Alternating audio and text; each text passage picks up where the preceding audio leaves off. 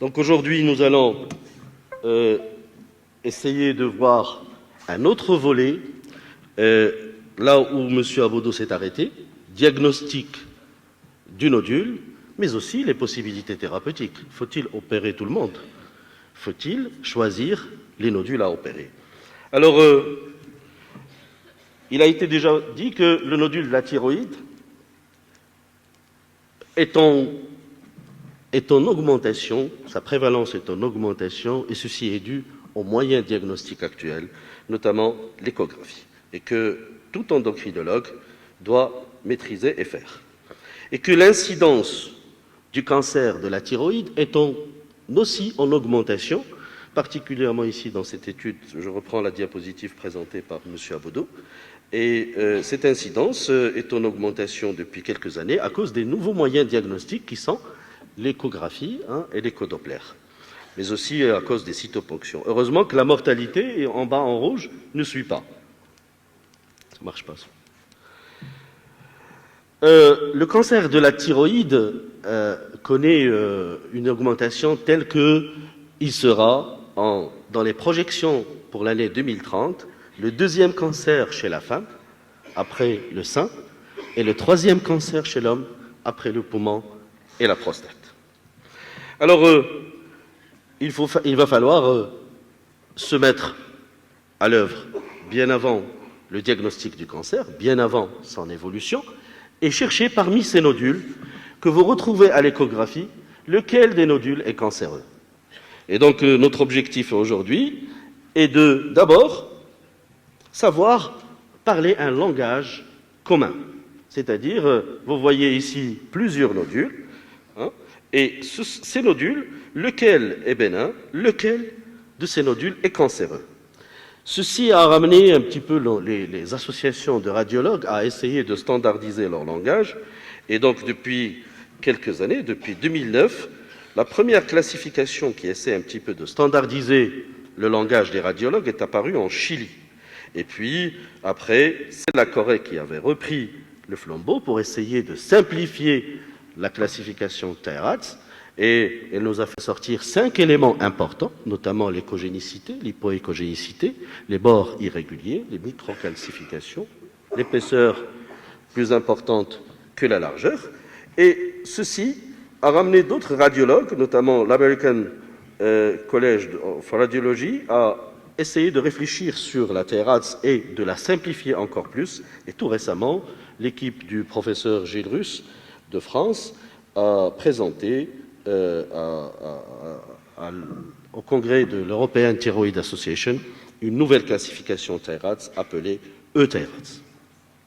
Je m'arrête sur les deux dernières, notamment l'ACR, l'américaine, et la nouvelle européenne, pour dire que certains éléments du nodule échographique sont très importants pour la détermination de son caractère cancéreux ou pas, notamment sa composition, son échogénicité et bien sûr ses bords et l'existence de microcalcification. Et vous voyez qu'ici, on a essayé d'attribuer des points à chaque élément, et je vous invite à lire le dernier ici. Quand un nodule est solide ou complètement ou presque solide, complètement solide, c'est 2 points.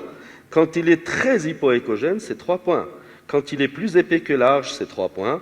Et j'en passe. Quand il y a une expansion extrathyroïdienne, c'est aussi 3 points. Alors on fait la somme des points et on choisit un score qui nous permet rapidement d'aller vers la classification du nodule. Soit que c'est un TR1, c'est un nodule bénin, donc pas de cytoponction, soit que c'est un 2 ou 3, en fonction quand on a 3 points, et quand on a plus de 4 à 6 points, c'est un nodule qui est modérément suspect. Mais au-delà de 7 points, le nodule est très suspect.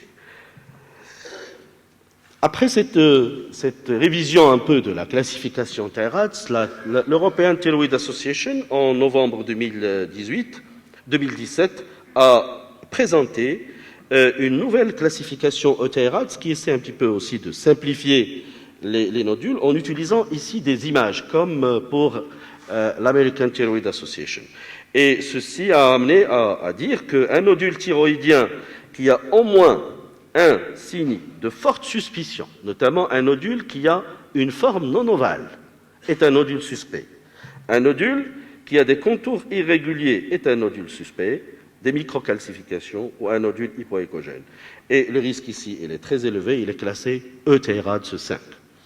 Les nodules qui n'ont aucun signe de ce que je viens de citer sont classés quand ils sont anécogènes ou spongiformes en TRADS 2, quand ils sont isoécogènes en TRADS 3, quand ils sont modérément hypoécogènes en TRADS 4. Et ceci conduit bien sûr à choisir l'étape suivante en fonction de cette classification. Lequel des nodules nous allons avancer dans l'exploration, aller vers une cytoponction.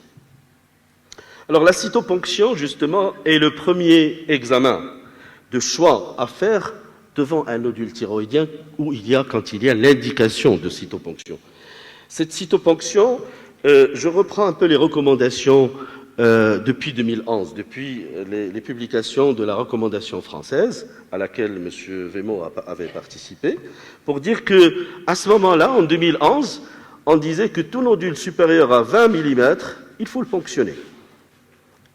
On descendait à 10 mm de diamètre pour certains nodules suspects, mais on arrivait aussi jusqu'à 7 mm de diamètre pour le nodule pour le ponctionner. L'American Thyroid Association, en 2016, avait sorti une nouvelle recommandation qui retenait que les nodules, tout nodule de moins de 1 cm, ne doit pas être ponctionné. Est-ce que c'est toujours d'actualité? On va voir. L'American Thyroid Association nous proposait en 2016 justement de ponctionner des nodules de ce genre, spongiformes à peu près, à composante liquidienne prédominante, quand ils sont supérieurs à 2 cm. Quand ils sont des nodules hyperécogènes ou isoécogènes ou partiellement kystiques, c'est à partir de 1,5.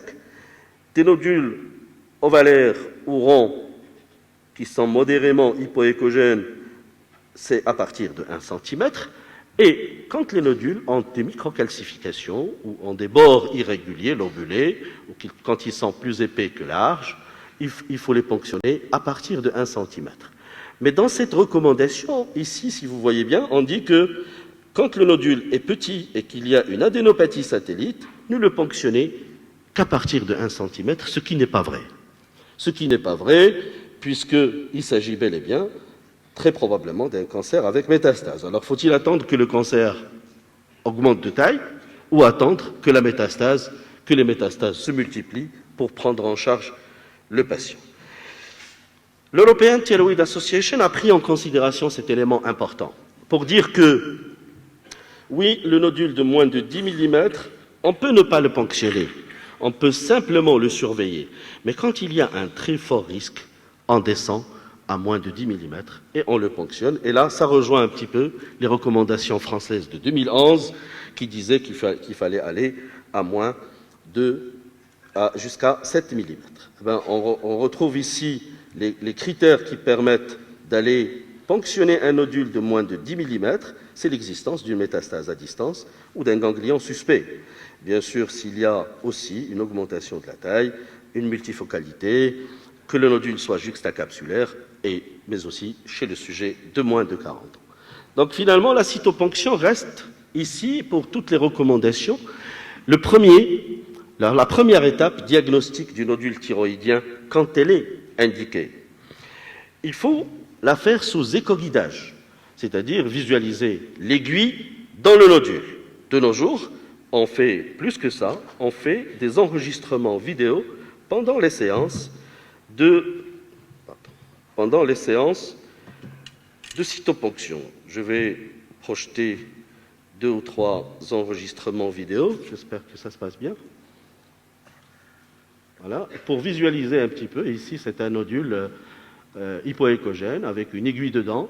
On essaie de prélever, on est sûr qu'on était dans le nodule, et on essaie de prélever des cellules, et on fait 2-3 passages pour voir un petit peu, pour avoir le maximum de cellules à prélever. Alors, en concordance avec les recommandations, les guidelines de l'European Thyroid Association, Vous voyez, c'est un petit nodule à bord irrégulier qui mesure 0,7 mm qu'on a ponctionné dans notre pratique. Et les résultats étaient un cancer papillaire de la thyroïde. Alors, fallait-il attendre que le nodule augmente et soit au niveau, à la taille raisonnable pour le ponctionner? Non. Voilà un autre cancer papillaire de la thyroïde qui a été ponctionné dans notre pratique. Et donc, les résultats étaient très, très parlants. C'est un cancer de papillaire. Bon, ceci veut dire que ces enregistrements nous permettent, bien sûr, de suivre l'acte qui se fait. Voilà, là c'est bénin, c'est un nodule bénin. Mais ça nous permet aussi de visualiser l'aiguille de l'opérateur à l'intérieur du nodule pour être sûr qu'on a prélevé, bien sûr, du nodule. Alors, le matériel récupéré lors de la cytoponction est adressé aux cytopathologistes qui ont la gentillesse quelquefois de venir assister avec nous à ces cytoponctions et qui nous font des lectures dans le système Bethesda. Mais là, s'il y a eu un changement, c'est le système Bethesda de 2017 qui permet de classer les nodules en un nodule bénin ou en nodule avec des atypies folliculaires ou des atypies indéterminées. Ils peuvent aussi nous répondre qu'il s'agit d'un nodule suspect de malignité ou un nodule malin. Nous avons de plus en plus de bons résultats avec les techniques et les moyens actuels. Quand on répond dans le système Bethesda que le nodule est bénin ou malin, bon, le malin, c'est la chirurgie automatiquement, mais dans le nodule bénin, on peut avoir d'autres procédés que nous allons voir tout à l'heure. Des fois, le cytologiste nous répond que c'est un non-diagnostic. Il ne sait pas si c'est malin ou si c'est bénin. Que faire? Les recommandations anciennes nous proposaient de refaire la cytoponction, mais d'autres procédés ont vu le jour depuis, essayant de refaire une ponction, mais un peu plus épaisse, prélevant plutôt du tissu, si on peut, beaucoup plus que des cellules. Alors, ça s'appelle la core-biopsie. Cette procédure utilise une grosse aiguille, un gros trocard avec une fenêtre qui permet de récupérer, quand on est à l'intérieur du nodule, de récupérer du tissu nodulaire. Et ça nous permet ici de faire plutôt une étude histologique du nodule, alors qu'on faisait seulement une étude cytologique. La core-biopsie a certaines techniques qui se sont améliorées.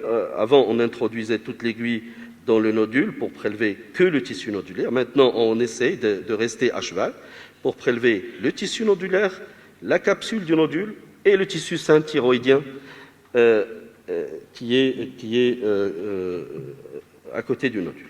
Donc, regardez ici le nouveau procédé. C'est une aiguille qui est à cheval dans le nodule et qui essaie un petit peu de prélever des carottes, comme on les appelle, faites de tissus nodulaires, ici, faites de capsules nodulaires pour voir est-ce qu'il y a oui ou non une effraction capsulaire, et de tissus thyroïdiens sains à côté, et ça permet de comparer un petit peu les choses. Alors, quelles sont les indications de la core-biopsie? Il faut la faire toujours. Voilà le seul consensus qui existe aujourd'hui, c'est celui de la Société coréenne de radiologie, élaboré par l'équipe du professeur Beck, et qui dit que la core-biopsie peut être une alternative à la cytoponction dans l'évaluation du nodule, dans certains nodules particuliers.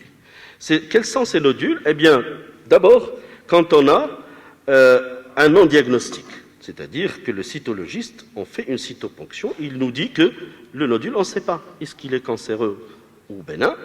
Quand on a des nodules avec des atypies, les néoplasmes folliculaires qu'on reçoit régulièrement comme réponse qui n'est pas confortable pour le clinicien, peut nous amener à faire une core-biopsie, mais aussi une indication qui est un petit peu nouvelle, c'est quand il y a une discordance entre les données de l'échographie Doppler et les données de la cytologie. Vous êtes sûr que c'est un cancer, vous avez tous les critères d'un cancer, alors que le cytologiste vous dit qu'il est bénin. Là, vous êtes en droit de faire une core-biopsie.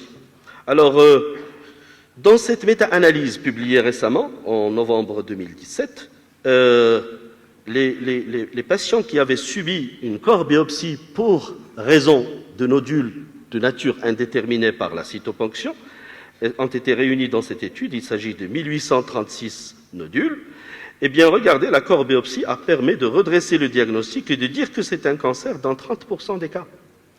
Et que les cas où la corbiopsie elle-même avait une réponse non diagnostique n'étaient que de 1,8%. C'est dire que dans 98,3%, quand on fait une corbiopsie pour un nodule indéterminé à la cytoponction, on peut, à la sensibilité de cette technique au cancer est de 98,3%.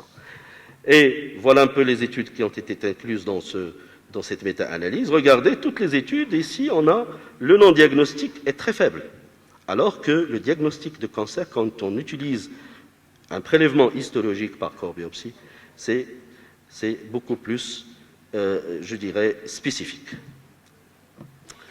Quand on a posé le diagnostic d'un nodule qui est malin, on l'envoie au chirurgien, on l'opère, on fait le curage ganglionnaire, et puis vous connaissez la suite. Mais quand on a un nodule bénin, faut-il l'opérer? Faut-il le surveiller? Faut-il trouver d'autres procédures thérapeutiques? Quand on surveille un nodule bénin, ce nodule peut avoir la même taille. C'est les études qui ont été menées à ce jour. Mais que se passera-t-il à 10 ans, ou à 15 ans, ou à 20 ans? On ne sait pas. Pour cette raison, des équipes coréennes, italiennes et françaises ont développé et essaient de développer certaines thérapeutiques, notamment les traitements percutanés. Je vais essayer aujourd'hui de revoir un peu les actualités, enfin l'état de l'art actuel sur les traitements percutanés. Et je commence par l'injection de l'éthanol. Alors, l'injection percutanée d'éthanol s'utilise depuis longtemps dans certains nodules chauds, s'utilise aussi dans certains nodules tissulaires, mais elle garde une grande place dans le nodule kystique, purement kystique, comme ici, d'accord? Et là, ou c'est des nodules cloisonnés, comme vous voyez en bas. Dans ce cas, il va falloir explorer le nodule. Est-ce qu'il est complètement kystique? Mais surtout, mettre le Doppler et travailler avec le Doppler pour voir est-ce que les cloisons sont vascularisées. Parce que si les cloisons sont vascularisées, on a beau vider le nodule par une aiguille et injecter de l'éthanol, il y a des vaisseaux qui vont soit saigner, soit entretenir la production du liquide qui est à l'intérieur du nodule. Et donc là, ça invite à combiner certaines thérapeutiques percutanées, nous allons le voir tout à l'heure, pour soigner ce genre de nodule. Alors ici, un nodule kystique qui a été ponctionné, justement, et traité par éthanol. Après 6 mois, on voit il ne reste plus qu'une petite cicatrice de 0,6 cm, c'est-à-dire que ça peut faire éviter la chirurgie à certains patients. Le matériel est très simple. On utilise des seringues, quand vous en avez, des aiguilles simples ou des cathéters pour ponction lombaire. Et puis, on peut utiliser ou ne pas utiliser ce genre de matériel pour aspiration. Dans cette publication datant d'il y a 4 semaines, voilà le traitement d'un nodule kystique après aspiration, mais ici on voit que l'aiguille doit être placée au centre du nodule quand on l'aspire, mais et surtout, quand on injecte l'éthanol ici, on le voit en hyper-écogénicité à ce niveau-là, pour dire qu'on suit la procédure sur écran d'échographie depuis le début à la fin. Alors, une étude qui a essayé de voir quels sont les résultats à long terme après traitement par éthanol d'un nodule kystique de la thyroïde, eh bien, certaines études arrivent jusqu'à, ici, vous les voyez, jusqu'à 11 ans de suivi, et les résultats, le succès, passe de 60 à 94% pour certaines études et sur une longue période. C'est-à-dire que quand on a soigné le nodule kystique, après 9 à 11 ans, il a disparu et on n'aura plus de récidive. Mais il faut faire très attention dans certaines situations. Je reprends cette slide du docteur Gilles Russe qui montre que ce nodule, qui a l'air d'être hétérogène, kystique et tissulaire, et qui, d'habitude, les cloisons intranodulaires apparaissent hyperécogènes, la moindre hypoécogénicité à ce niveau doit doit alerter le médecin pour faire une cytoponction. Et justement, ici, il ne s'agit pas d'un nodule kystique simple, il s'agit d'un carcinome kystisé de la thyroïde. Donc, il faut faire très attention à ce niveau-là. Pour les nodules kystiques, le traitement par éthanol semble donner de très bons résultats. Mais pour les nodules solides, d'autres thérapeutiques ont été développées, notamment ce qu'on appelle la thermoablation. Plusieurs techniques de thermoablation sont disponibles. Le laser, qui est développé par les équipes italiennes du professeur Papini, qui utilise des sondes, des 4 sondes qu'on introduit directement dans le nodule. Et avec action laser, on peut détruire le nodule et faire réduire le volume de 13 ici à 5 millilitres. Donc finalement, à la fin, après quelques mois, il ne reste plus qu'une petite cicatrice de nodule, que le nodule soit solide ou mixte. Voilà une procédure, des images de procédure de laser dans le nodule, par une seule fibre ici. On peut mettre 1, 2, 3 et même 4 fibres pour un nodule en fonction de sa taille. Donc, on essaye de détruire le nodule qui devient à la fin avasculaire. Alors, après le laser, il y a une autre technique qui est en cours de développement, qui est plus répandue dans le monde, c'est la technique par radiofréquence, qui utilise un générateur, des électrodes, et qui génère de l'énergie qu'on peut mettre sous sédation locale, sous petite anesthésie locale, tout en discutant avec le patient, et on peut traiter le nodule. Et la discussion avec le patient est importante parce qu'on écoute sa voix qui risque de changer comme effet secondaire ou comme complication de la radiofréquence quand on est trop proche d'une délai récurrent. Donc voilà la procédure transsismique, il est là. On voit que l'électrode de radiofréquence, au niveau du nodule, crée des bulles de chaleur et qui détruisent le nodule de façon proportionnelle. Alors, résultat, après 3 mois d'un nodule qui a été traité par radiofréquence, vous voyez déjà le résultat esthétique, il est meilleur, passé de 33 millilitres à 13 millilitres. Résultat échographique, vous voyez que le nodule se réduit jusqu'à la fin, plutôt, il ne restait qu'une petite zone cicatricielle qui est sans signification. Bon, les études qui se sont intéressées à ce sujet avaient enregistré une réussite qui varie de 60% à 97% en fonction de l'équipe, en fonction de l'opérateur et en fonction, bien sûr, du nodule choisi dans ce traitement. La thermoablation par radiofréquence semble meilleure que la chirurgie puisque les complications à long terme ne sont pas les mêmes. Les résultats sont presque identiques, mais les complications à long terme, il n'y a pas d'hypothyroïdie, il n'y a pas de contrainte de prise de médicaments à vie. Le patient garde sa thyroïde et c'est toujours bon de ne pas avoir à prendre des médicaments à vie. Alors, concernant la sécurité de ces techniques de thermoablation, voilà la méta-analyse récente du professeur Beck qui a traité quelques 276 nodules ici et qui nous montre qu'il avait soigné les nodules kystiques et les nodules solides. Les résultats avant traitement pour le volume, 14,2, un mois plus tard, 8, une année plus tard, 3,2 mm. Donc vous voyez qu'il y a eu une amélioration ici et un résultat, un succès thérapeutique, donc 97,8%, ce qui fait de ces thérapeutiques une alternative réelle qui s'impose à la chirurgie. Quelles sont les complications? Ce n'est pas sans complications. Quelques 27% de patients avaient eu des complications, notamment des changements de voix. Une hypothyroïdie, mais là, il aurait été judicieux de doser les anticorps antithyroperoxydase avant.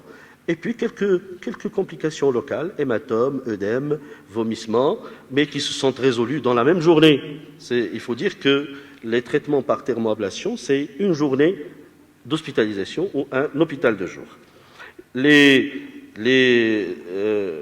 Dans cette publication, on nous propose aussi de faire une scintigraphie après thermoablation et pour voir est-ce que la zone a été détruite sur le plan scintigraphique. Les résultats de la scintigraphie sont donc, les résultats de la thermoablation par RF sont donc sécurisés, mais les meilleurs résultats ici, dans cette étude qui est en cours de publication, les meilleurs résultats sont plutôt bizarrement observés chez les sujets âgés, beaucoup plus que chez les sujets jeunes.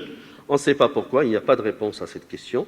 On va voir peut-être dans les futures études. Alors après la radiofréquence, il y a le traitement par échographie, échothérapie de haute intensité. C'est une machine qui génère des ondes d'ultrasons qui sont focalisées directement sur le nodule et qui nous donne ceci, un nodule ici vascularisé, regardez-le, après échothérapie, il devient avasculaire, il n'y a plus de vaisseau à l'intérieur et puis il commence à se rétracter jusqu'à devenir, après 6 mois, perdre 92,9% de sa taille après 6 mois de traitement. Les résultats des études qui ont été menées montrent une diminution progressive sur 3 et 6 mois de la taille du nodule par rapport au début. Donc, d'autres procédés sont en cours. Je citerai ici seulement les micro-ondes, le traitement par micro-ondes qui arrive aussi pour les nodules. Voilà les premiers résultats qu'on voit publiés récemment en 2018, en janvier 2018. Eh bien, on voit que le nodule se rétracte sous ce procédé thérapeutique et les résultats, je dirais ici esthétiques, sont meilleurs de jour en jour. Alors, traiter un nodule, choisir un procédé, lequel? Radiofréquence, écholaser, injection d'éthanol ou autre. Certains nodules exigent même maintenant des traitements combinés. C'est les perspectives d'avenir qui ont déjà commencé, c'est-à-dire traiter le nodule par radiofréquence plus injection d'éthanol, ou radiofréquence plus HIFU, ou laser plus injection d'éthanol, ou HIFU plus injection d'éthanol. Voilà une première publication dans ce sens qui a été faite par l'équipe coréenne et qui montre qu'on peut combiner les thérapeutiques en fonction des besoins. On peut même les mettre de façon concomitante, soit alterner, commencer par l'une et terminer par l'autre, soit alterner dans certaines situations. Voilà un nodule kystique avec une zone tissulaire vascularisée qui a été traitée, qui a été ponctionnée avec injection d'éthanol. Le nodule avait récidivé quelques mois plus tard. La radiofréquence, pour détruire ces vaisseaux, était utilisée. Le résultat final, c'est celui-là, une petite cicatrice à la fin du traitement. Un deuxième nodule qui avait saigné après injection d'éthanol. Le traitement par radiofréquence avait donné ce résultat final qui est juste une cicatrice thérapeutique. Et bien sûr, la radiofréquence peut être aussi, comme combinée à l'éthanol, combinée à d'autres procédés, dans certains nodules kystiques qui sont, disons, des kystes épais, difficiles à aspirer lors de la procédure. Cela nous amène à conclure et dire que la place de la chirurgie dans la prise en charge des nodules de la thyroïde reste, mais elle va rester limitée au seul cancer de la thyroïde, peut-être, quelquefois à certains nodules très compressifs qu'on ne peut pas soigner par d'autres procédures. Et que la thyroïdologie interventionnelle a vu le jour ce siècle, en début de ce siècle, et nous invite tous à adhérer à ce train en marche et à démarrer, comme a dit M. Abodo tout à l'heure, l'échographie avec Doppler, les cytoponctions, les biopsies et pourquoi pas le traitement percutané des nodules de la thyroïde. Je vous remercie.